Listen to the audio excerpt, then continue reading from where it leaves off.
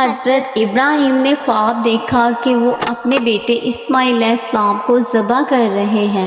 جب انہوں نے اپنے خواب کا تذکرہ حضرت اسماعیل علیہ السلام سے کیا تو انہوں نے کہا، آپ وہی کیجئے جس کا حکم آپ کو اللہ نے دیا ہے۔ تو انہوں نے اپنے بیٹے کو لیا اور پہاڑ کے اوپر چلے گئے۔ انہوں نے اپنی آنکھوں کو بند کیا اور حضرت اسماعیل علیہ السلام کے ہاتھوں کو پیچھے باندھ دی اور حضرت اسماعیل علیہ السلام کو لٹا کر انہوں نے بلند تکبیر کر کے چھری چلائی اور آنکھوں سے پٹی کھولی تو حضرت اسماعیل علیہ السلام زندہ تھے اور ان کی جگہ پر ایک زندہ دمبا کھڑا تھا۔